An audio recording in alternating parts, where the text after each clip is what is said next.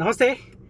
నిన్న BRS party సంబంధించిన వర్ధనపేట మాజీ ఎమ్మెల్యే ఆరూరి రమేష్ ట్రెండింగ్లోకి వచ్చిండు. నిన్న ఒక కిడ్నాప్ తరహాలో తతంగం అంతా నడిచింది. మొత్తానికి ఆయన నందీనగర్లోని కేసీఆర్ ఫామ్ హౌస్కి కేసీఆర్ ఇంటికి ఆయన తరలించారు. బుజ్జగించే ప్రయత్నం చేసినప్పటికీ కూడా ఆయన ఈరోజు ఢిల్లీకి బయలుదేరడం జరిగింది. సో భారతీయ జనతా పార్టీలో చేరేందుకు దాదాపు ఆయన సిద్ధమైనట్టు తెలుస్తూ ఉన్నది.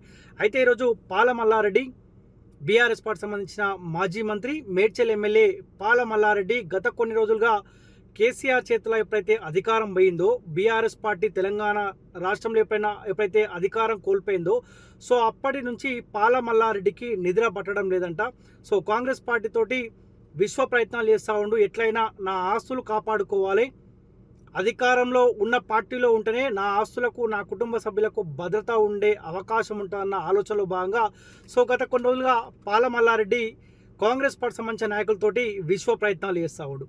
అయితే రీసెంట్గా కూడా సో కాంగ్రెస్ పార్టీ అధికారంలోకి రాకముందుకు ఒక బలమైన అంశాన్ని ప్రజల ముందు ఉంచింది. సో ఎవరైతే అవినీతికి పాల్పడ్డారో, పేద ప్రజల రక్తాన్ని తాగిరో, ఆ పేద ప్రజల భూములను కబ్జాలు చేసిరో, ఆ భూములు తిరిగి పేద ప్రజలకు దక్కేలా చర్యలు తీసుకుంటామన్న ఒక అంశాన్ని ఉంచినప్పుడు సో ప్రజలు కాంగ్రెస్ పార్టీకి అవకాశం ఇచ్చారు.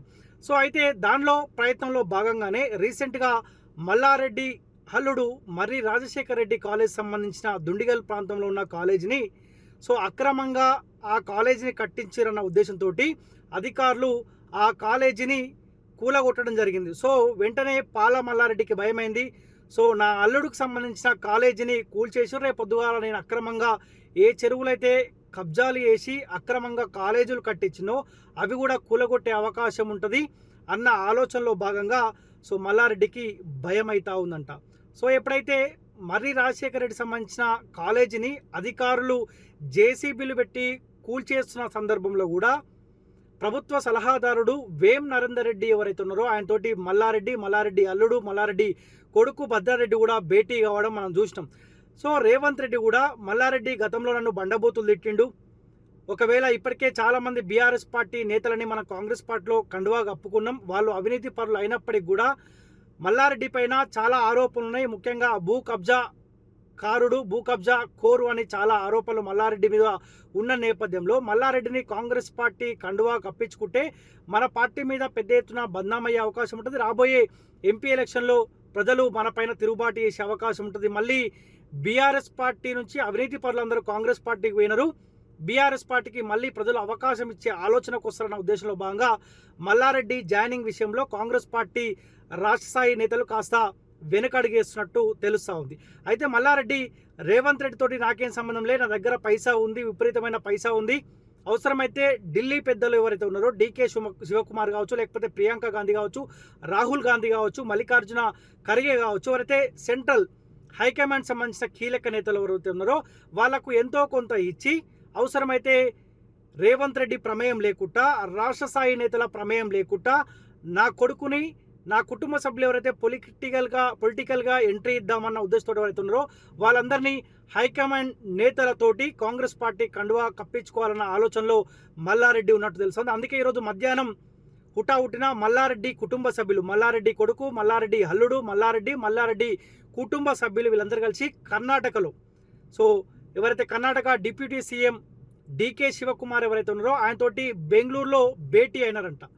సో రాష్ట్రంలో తాజాగా జరుగుతున్న రాజకీయ పరిణామాల నేపథ్యంలో రేవంత్ రెడ్డి నన్ను పార్టీలోకి ఆహ్వానించట్లేదు, డీకే శివకుమార్ అయినా మీరు చెప్తే గతంలో తెలంగాణ రాష్ట్ర ఇన్ఛార్జిగా మీరు పనిచేశారు కాబట్టి మీరు చెప్తే రేవంత్ రెడ్డి రాష్ట్ర కాంగ్రెస్ పార్టీ నేతలు ఇనే అవకాశం ఉంటుంది, దయచేసి మీరు పార్టీలో నన్ను, నా కొడుకుని, నా అల్లుని చేర్చుకోవాలని చెప్పి దానికి తోడు అలా కొడుకుకు మల్కాజ్గిరి ఎంపీ టికెట్ కావాలంట. సో అందుకే మల్లారెడ్డి విశ్వ ప్రయత్నాలు చేస్తూ ఉన్నాడంట. మొత్తానికి డీకే శివకుమార్ తోటి మల్లారెడ్డి ఎంత లేదనుకుని ఒక రకంగా చెప్పాలంటే కాళ్ళ మీద పడ్డంత పని చేసిండంట. సో డీకే శివకుమార్ మొత్తానికి రేవంత్ రెడ్డి తోటి రాష్ట్రాయి నేతలు ఎవరైతే మల్లారెడ్డి కొడుకు, మల్లారెడ్డి అల్లుడిని కాంగ్రెస్ పార్టీలో చేర్చకుండా అడ్డుకునే ప్రయత్నాలు చేస్తూ ఉండో వాళ్ళతోటి సో ఈరోజు రాత్రి చర్చలు జరిపిన తర్వాత రేపు ప్రియాంక గాంధీని, కాంగ్రెస్ పార్టీ సంబంధించిన కీలక నేత ప్రియాంక గాంధీని మల్లారెడ్డి కలిసే అవకాశం ఉన్నట్టు తెలుస్తూ ఉంది. రేపు పొద్దుగాల ప్రియాంక గాంధీ కనుక రాష్ట్ర స్థాయి నేతలతోటి డీకే శివకుమార్ చర్చలు జరిపిన తర్వాత మల్లారెడ్డి ఒకవేళ చేర్చుకుంటే మాకు ఎటువంటి ఇబ్బంది లేదు అన్న ఆలోచన కాంగ్రెస్ పార్టీ నేతలు వస్తే సో ఈ వారం రోజుల్లోపు మల్లారెడ్డి కాంగ్రెస్ పార్టీలోకి చేరబోతున్నట్టు దాదాపు ఈ చర్చలు కూడా సఫలమైనట్టు తెలుస్తూ ఉంది. సో కాంగ్రెస్ పార్టీ కూడా తెలంగాణ రాష్ట్రపతి తరపు నుంచి ఒక క్వశ్చన్ అడగదలుచుకున్నాం. ఎందుకంటే ఇప్పటికే చాలామంది బీఆర్ఎస్ పార్టీ సంబంధించిన అవినీతి పనులని కాంగ్రెస్ పార్టీ కండువా కప్పుకున్నది.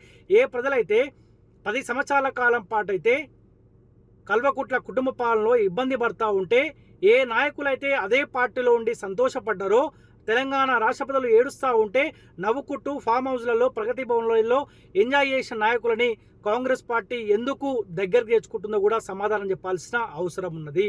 ఒకవేళ రాష్ట్ర స్థాయి నాయకులకు మల్లారెడ్డి జాయినింగ్ వల్ల ఇబ్బంది అవుతున్న ఆలోచనకు వచ్చినప్పుడు సో తెలంగాణ రాష్ట్ర రాజకీయాల్లో డీకే శివకుమార్కు ఏం అవసరం, ఏలు పెట్టాల్సిన అవసరం ఏమొచ్చినా కూడా ఆయన కూడా సమాధానం చెప్పాల్సిన అవసరం ఉంది. లేకపోతే మల్లారెడ్డి నుంచి మీకేమన్నా ముడుపులు ముట్టినాయా? రాష్ట్రానికి సంబంధించిన సీఎం హోదాలో ఉన్న రేవంత్ రెడ్డి ఆయన జాయినింగ్ విషయంలోనే ఆయన వద్దు మల్లారెడ్డి అని ఒక అడుగు వెనుకకేస్తున్నప్పుడు సో స్వయాన మల్లారెడ్డి అనటోడు డీకే శివకుమార్ హైకమాండ్ నేతలతోటి భేటీ అయి కాంగ్రెస్ పార్టీ కండువా కప్పుకోవడానికి విశ్వ ప్రయత్నాలు చేస్తున్నాడంటే ఒక్కసారి పిల్లారా ఆలోచించండి. మల్లారెడ్డి అనటోడు ఒక భూ కబ్జా కోరు, ఒక అవినీతి పరుడు, పేద ప్రజల భూములను అన్యాక్రాంతం చేసిండు, పేద ప్రజల రక్తాన్ని దాగిండు 10 సంవత్సరాల కాలంలో. గతంలో తెలుగుదేశం పార్టీ అధికారంలో తెలుగుదేశం పార్టీలో ఉన్నాడు. బీఆర్ఎస్ పార్టీ అధికారంలోకి రాగానే కేసీఆర్తో పాటు జతకట్టి భూ కబ్జాలకు పాల్పడ్డాడు. ఇప్పుడు కాంగ్రెస్ పార్టీ అధికారంలో ఉంది కాబట్టి ఆయన భూములకు భద్రత ఉంటుంది. దానికి తోడు మళ్ళీ ఎక్కడన్నా ఈ దుండిగల్ ప్రాంతం, మేడ్చల్, మల్కాజ్గిరి చుట్టుపక్కల ప్రాంతాలు ఎక్కడైతే ఖాళీ స్థలాలు ఉన్నాయో అధికారాన్ని అడ్డంగా పెట్టుకొని ఆ ప్రాంతాలు కూడా కబ్జా చేసే అవకాశం ఉంటుంది. సో కాంగ్రెస్ పార్టీకి రిక్వెస్ట్ చేస్తా ఉన్నాం, అవినీతి పరులని ఎంకరేజ్ చేస్తే రేపు పొద్దుగాల రాబోయే ఎంపీ ఎలక్షన్లో కూడా మీకు కూడా ప్రజలు బుద్ధి చెప్పే అవకాశం ఉంటుంది. ప్రజలు మీ 100 రోజుల పాలన మీరు ఎవరెవరిని కాంగ్రెస్ పార్టీ చేర్చుకుంటారో ప్రజలు కూడా క్లియర్గా ఆలోచిస్తూ ఉన్నారు, అర్థం చేసుకుంటా ఉన్నారు ఏం జరగబోతా ఉంది రాష్ట్రంలో.